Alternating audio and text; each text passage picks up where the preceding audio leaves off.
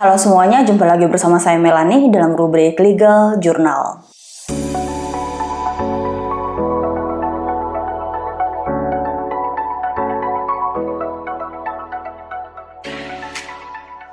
Akhir-akhir ini seluruh media massa, baik online ataupun ketika kita baca di koran, atau berita di televisi yang kita dengar, bahkan seluruh media sosial itu menyoroti tentang seseorang atau seorang artis lah, yang diduga melakukan KDRT terhadap istrinya dan menerima surat panggilan polisi tetapi tidak hadir memenuhi panggilan dari surat polisi tersebut. Nah, apakah seorang terlapor yang kemudian tidak hadir atau tidak memenuhi surat panggilan dari kepolisian akan segera ditangkap atau sebenarnya seperti apa?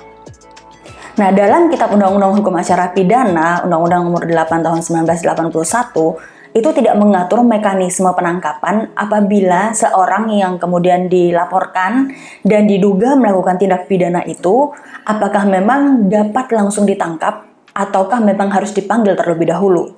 Nah, tetapi di dalam Kitab Undang-Undang Hukum Acara Pidana atau biasanya kita singkat dengan KUHP, Pasal 17 itu mengatur bahwa pihak kepolisian dapat menangkap seseorang yang diduga keras melakukan tindak pidana harus didasari dengan bukti permulaan yang cukup dan disertai surat perintah penangkapan.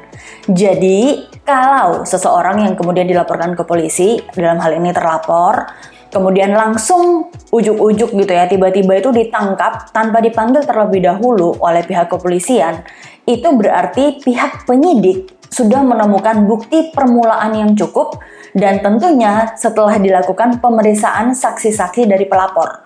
Jadi ketika kita masuk ke kepolisian, contohnya kita korban KDRT, kita akan pergi melakukan pelaporan di SPKT dan kemudian nanti kita akan diperiksa sebagai saksi dan juga kita harus memenuhi dua alat bukti.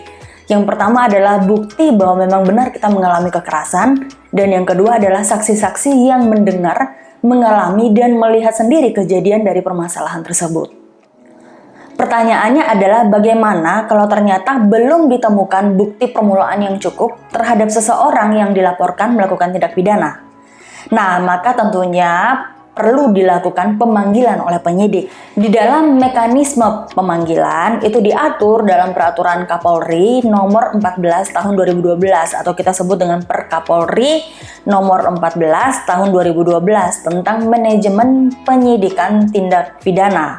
Nah, di dalam pasal 27 Perkapolri 14 tahun 2012 ini diatur bahwa pemanggilan dilakukan secara tertulis sampai 2 kali.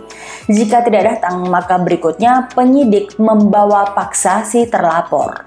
Nah, jelasnya saya bacakan pasal 27 ayat 1, pemanggilan sebagaimana dimaksud dalam pasal 26 huruf A dilakukan secara tertulis dengan menerbitkan surat panggilan atas dasar laporan polisi, laporan hasil penyelidikan dan pengembangan hasil pemeriksaan yang tertuang dalam berita acara.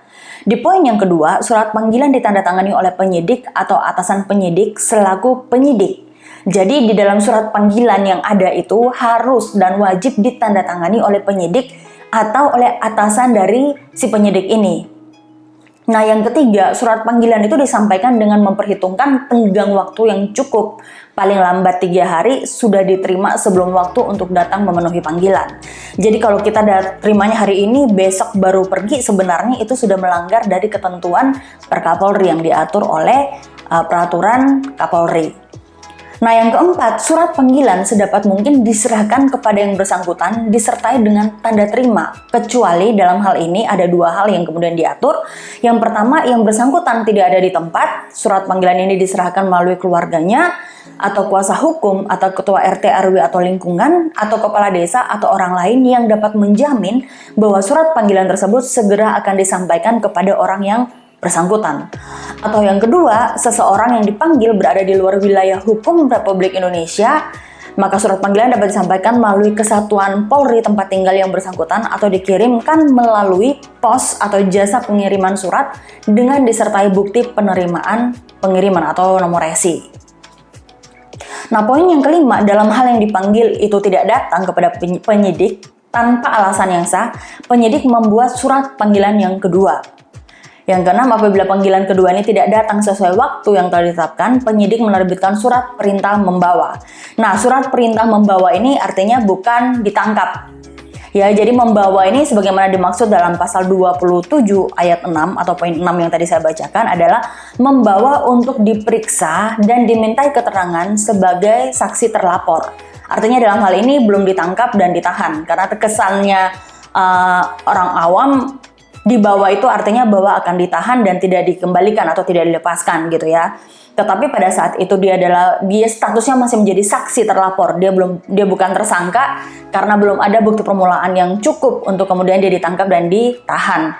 Maka di sini statusnya dia adalah saksi dari terlapor. Nah, jika setelah diperiksa sebagai saksi terlapor, kemudian ditemukan bukti permulaan yang cukup, maka berikutnya penyidik bisa langsung menetapkan si terlapor tadi atau saksi terlapor tadi ini sebagai tersangka.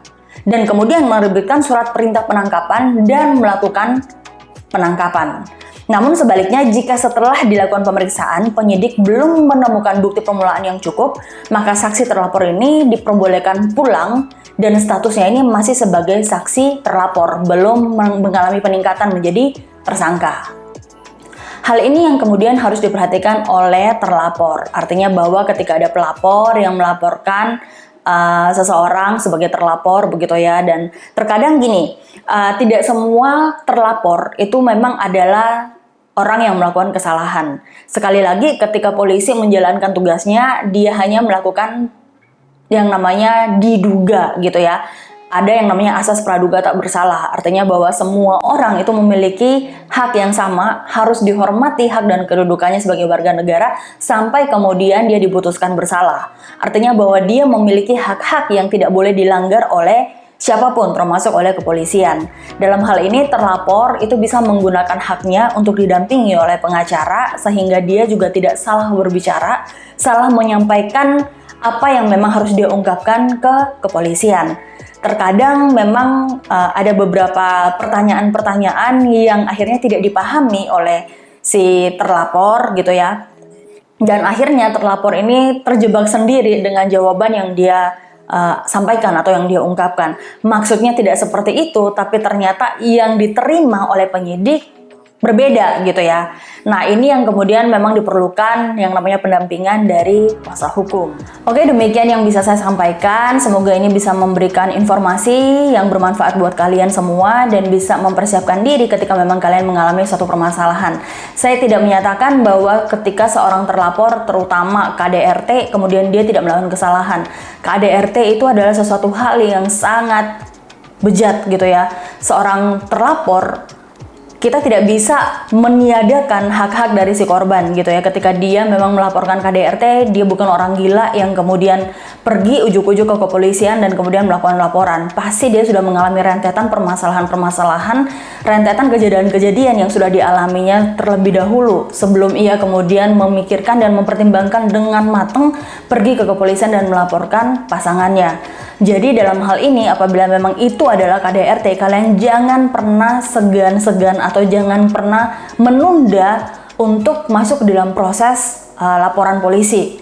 Karena itu adalah hak kalian dan kalian juga jangan mau untuk kemudian ditindas terus-menerus. Keadilan harus tetap ditegakkan, apalagi kalian seorang perempuan yang mempunyai hak-hak dan derajat yang sama, jangan mau untuk menjadi korban.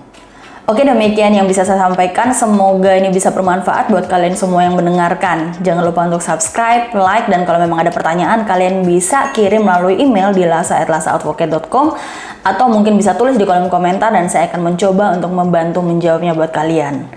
Salam keadilan.